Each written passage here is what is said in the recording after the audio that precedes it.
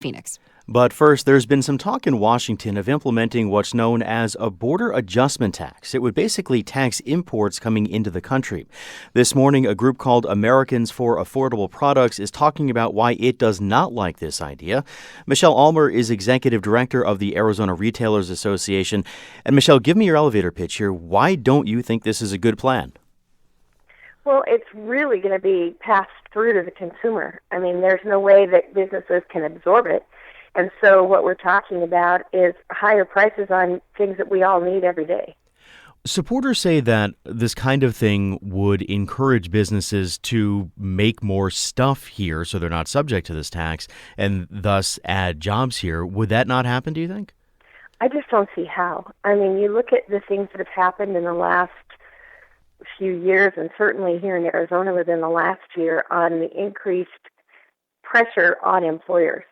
Outside of whether it's good policy or not, an increased minimum wage and a paid sick leave causes people to have to make decisions about labor.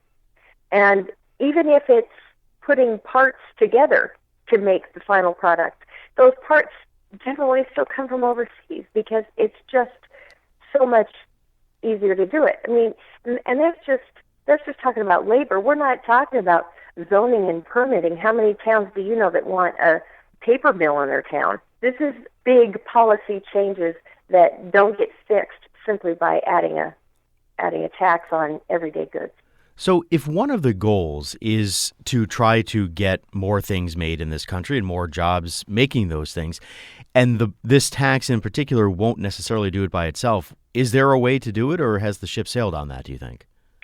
Well, I think that's probably above my pay grade, to tell you the truth. But I do know that from my industry's perspective, from the retail industry, we are one of the most heavily taxed industries already. That alone could encourage movement back. You know, if you could address the underlying income tax, the corporate income tax levels, that would benefit everybody, and there's ways to do that. But, like I said, it's above my pay grade, but I have heard my industry representatives from Washington, D.C. talk about the fact that because of the high income tax in this country compared to other countries, that's a significant issue. Are there particular goods that would become more expensive maybe than others if this tax were to be implemented? Well, you're talking about clothing, food, prescription medicine, over-the-counter medicine, gasoline, cars, everything. I can't think of a product, well, I should say, there are very few products that I can pick up that are solely made in America. And that's sad, but it is the reality that we're in.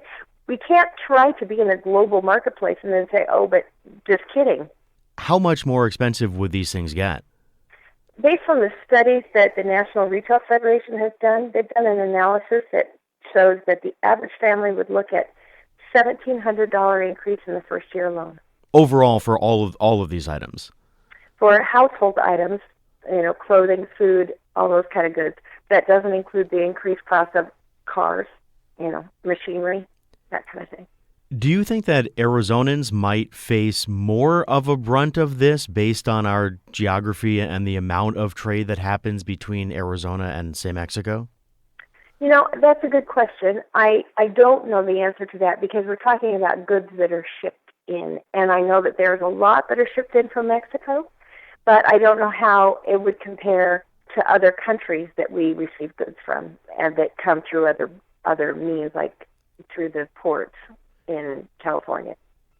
Michelle Ahlmer is the executive director of the Arizona Retailers Association. Michelle, thanks a lot.